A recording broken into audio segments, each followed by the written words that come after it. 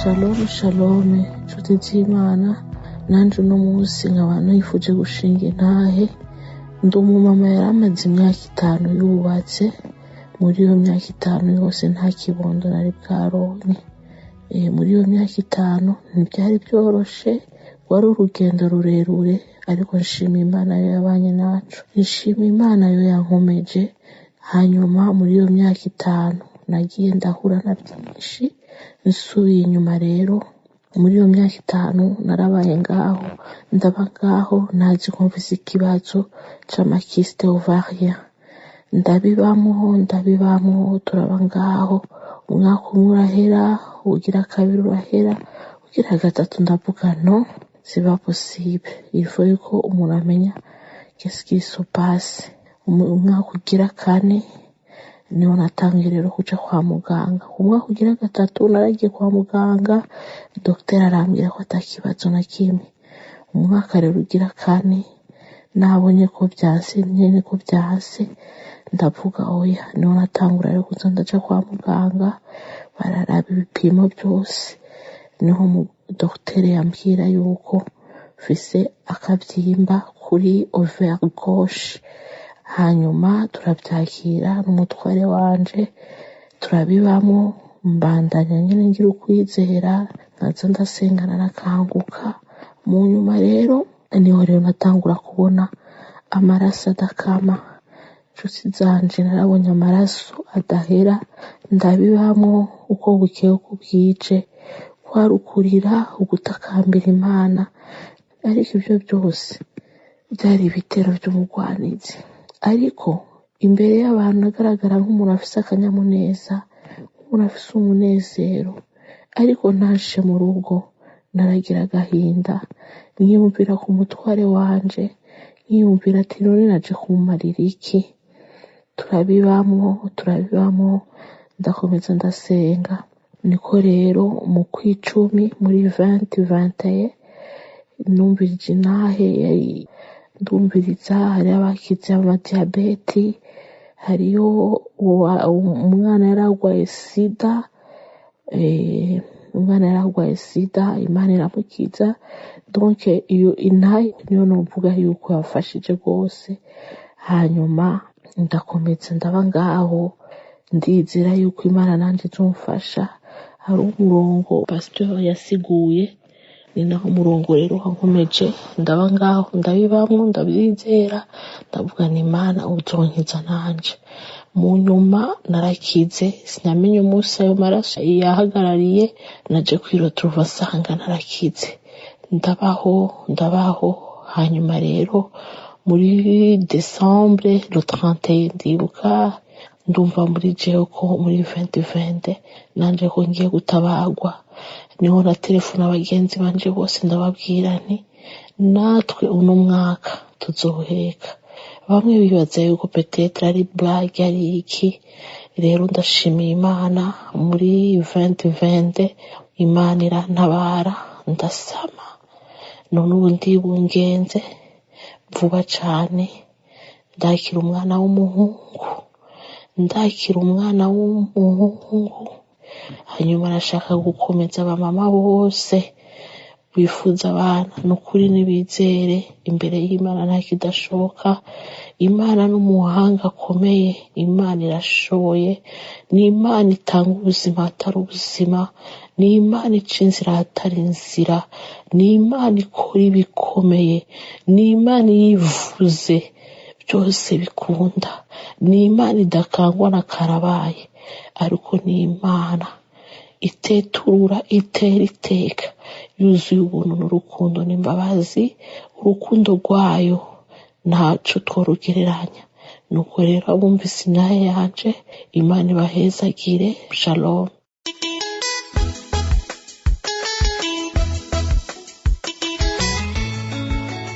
Shalom uko bw'Imana. Ama nanje ngaha gushinga intahe, kuvuga ubukuru bw'Imana byankoreye bicishije mu kiganiro Kanguka.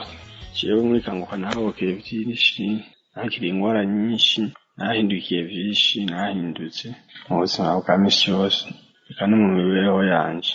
Je namenye Kanguka biciye kuri muvyara wanje igihe nari mvuye muhira ngiye kuba ahandi hantu ku mugoroba ategereje gufungura niho yashamo Kanguka amazi ategereje n'ibiki arambarira ati nikanguka ati wowe kugwaye fate ku mutima dusenge.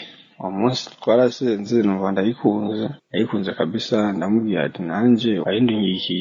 Arambwira ati ntavyo nzi. Arambwira ati nta telefone, shira amafoni yiwe kuna jana nifita foni, tunasaba adimi wa group narimo ashanshiramo.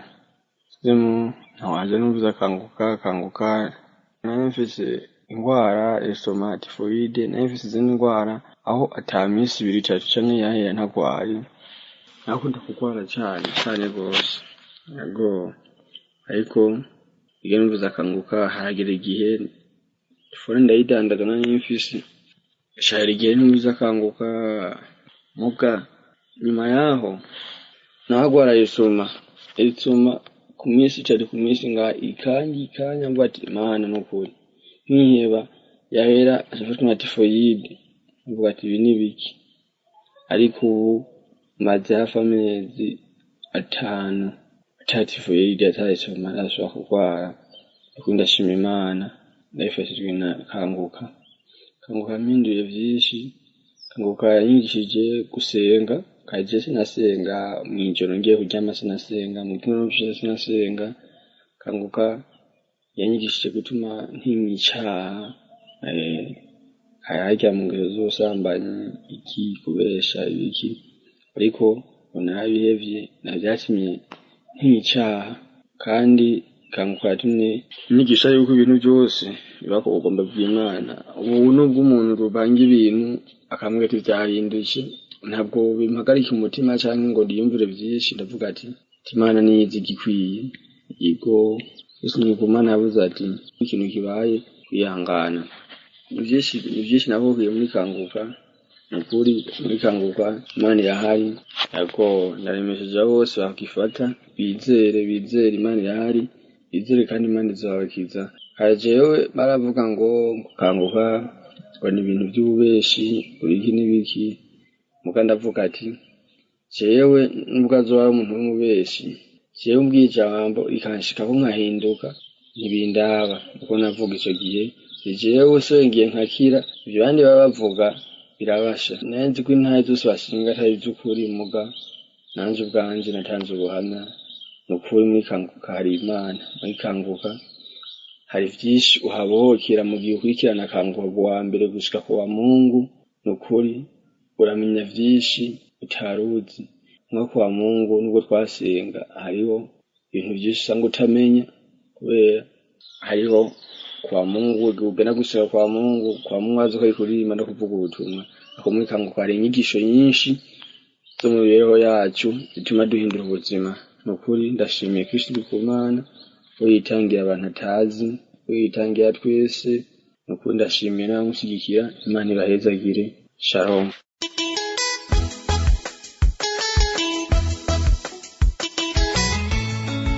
Ndashima Imana nyir'ubutware bwose, Imana ihoraho yo mu ijuru yarandinze.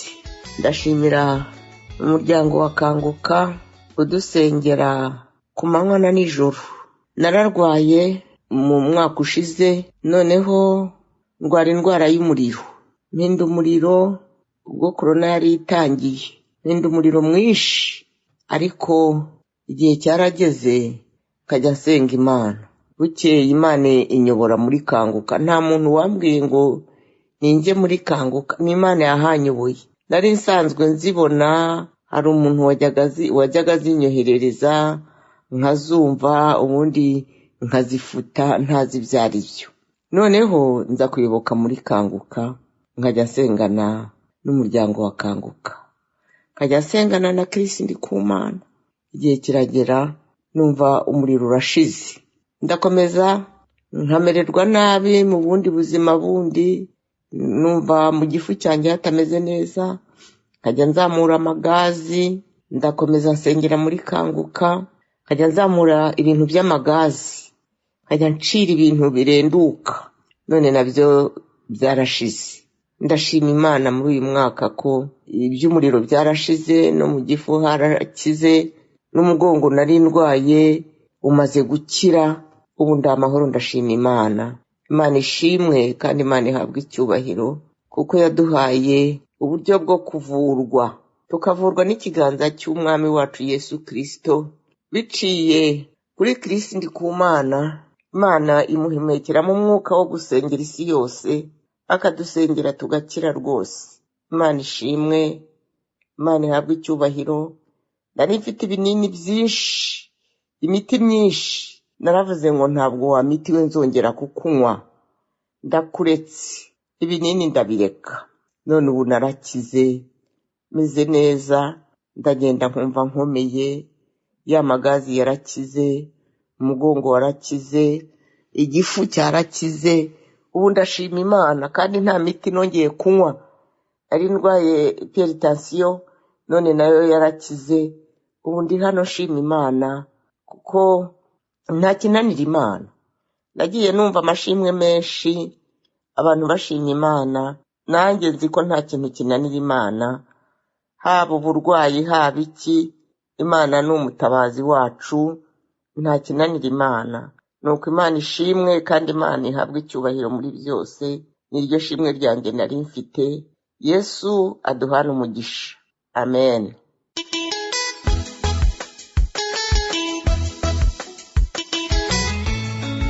Imana nishimwe, Imana nihabwa icyubahiro cyane. Ndabaramukije mu izina ry'umwami wacu Yesu Kristo.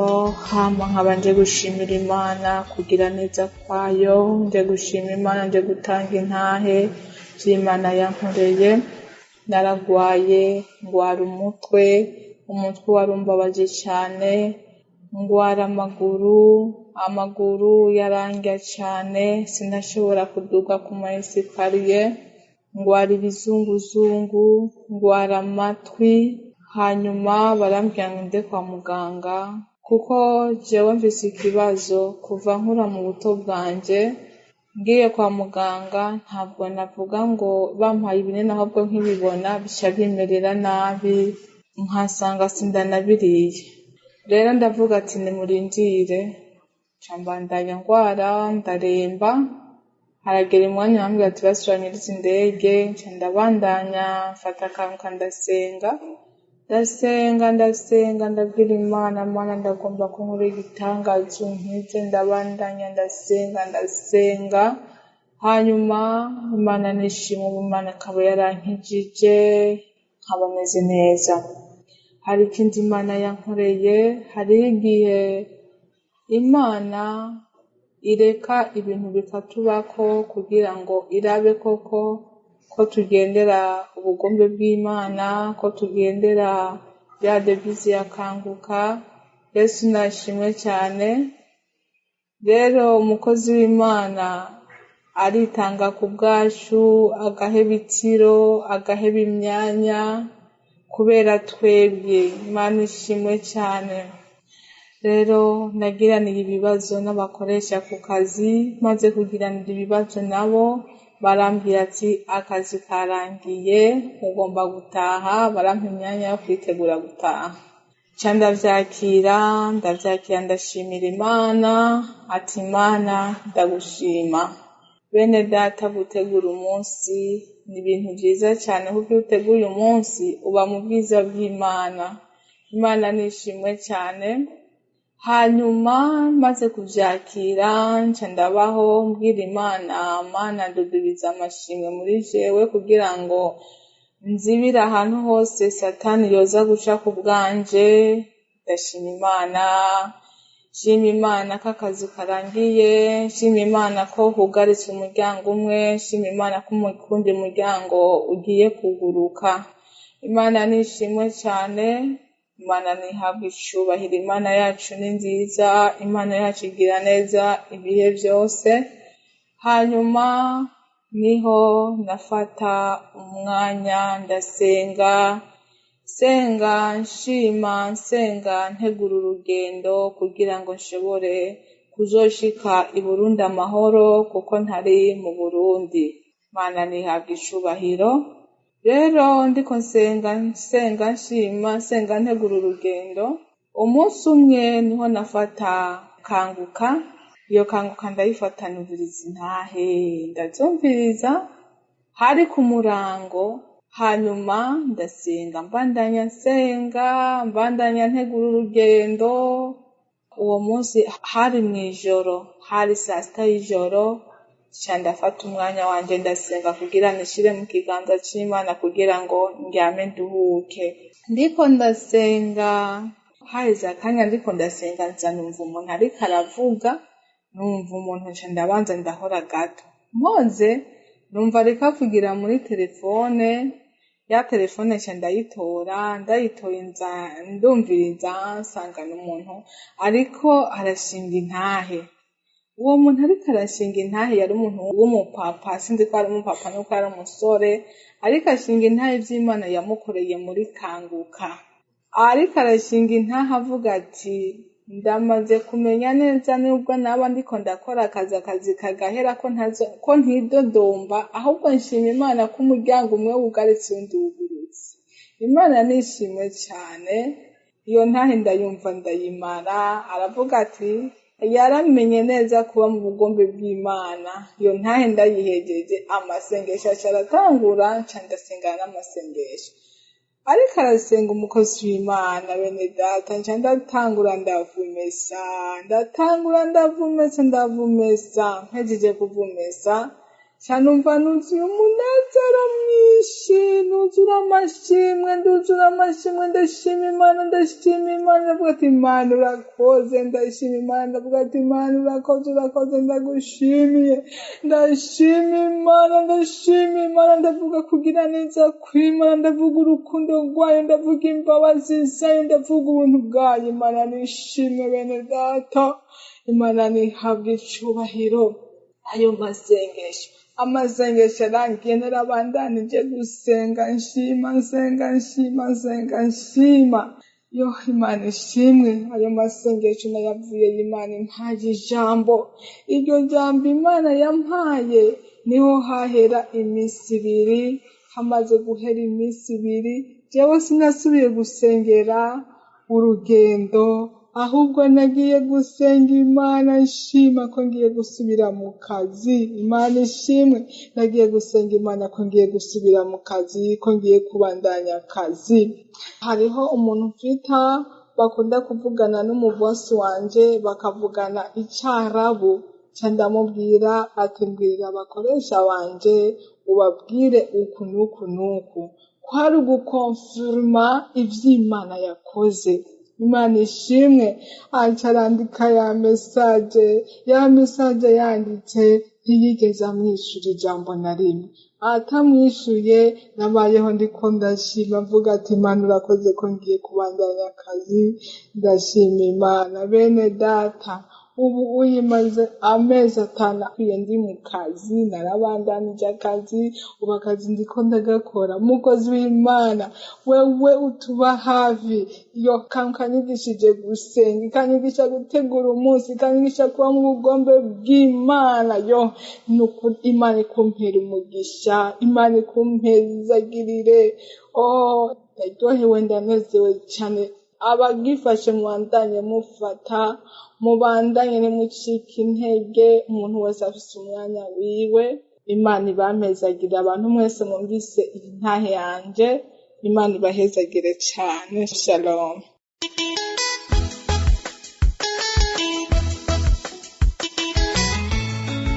Shalom. Nanje nje gutanga intahe yanje ku vyiza Imana yangiriye. Ndashima Imana ko yankejeje ingwara zitandukanye. Ego je kuva menye kanguka hari vyinshi vyahindutse. Ego kwizera narinda gufise, ariko kuva aho menyeye kanguka nkumva intahe abantu batanga z'ivy'Imana yabakoreye, ukungene bakize, ukungene bahindutse, ukungene bakomeye mu murimo w'Imana, nanje vyaciye bintera intege y'ukwizera nahorana kwaciye kongerekana. Ndashima Imana. Je nari maze kwambara amarori, imyambaro 2, ariko ndashima Imana ko yankejeje amaso, kuko ubu unye iyo iyo mvuze ati ngo nambare amarori nza numva nyene mu mutwe vyase, amaso nyene akandya gose, ariko ndayakuye nta ngorane nca nkira. Rero ndamaze ikiringo hafi ukwezi mu gukwira ata marori nambara, ata mutwe meneka, ata amaso andya, basi ibimenyetso vy'amaso atana kimwe numva. Sinoreka kubishimira Imana kuko amaso yambabaza cane gose cane. Ndashima Imana rero kubw'urwo rukundo yankunze ikankiza amaso, numva noshima. Abona Imana yacu irahambaye, numva ndayikunze, numva amashimwe. Jewe ngitangura kumva iyikanguka narumva abantu bakiza amaso, umva abantu bakiza ingwara za sida, amaestoma, umutima. Nanje ncangira ivyizigiro, naciye ngira ivyizigiro nanje ko nzoshobora gukira ingwara y'amaso. Ndashima Imana ko yayinkijije, ntasubiye kwa muganga, ntasubiye kwambara yandi marori. Numva afise amashimwe menshi, numva sinzi ukuntu nobivuga. Imana ndayikengurukiye rero. Ego ndashimiye n'abiyumviriye gushiraho iyi groupe yakanguka. Imana ibongera umugisha. Sengeye buri muntu wese yitanga agafata umwanya akisonzesha asengera abandi. Imana imwongera umugisha. Ego ndashimiye buri muntu wese yatanze intahe muri no kanguka, ko nanje nagize ivyizigiro, numvise intahe za bagenzi banje, nanje ncangira ivyizigiro k'Imana iriho kandi ikora, kuko nayibonye nkiza amaso. Nihabwe icubahiro, ndayishimiye ahiri mw'ijuru yumve ko ndayishimiye. Yego muhezagirwe abumvise intahe yanje. Shalom.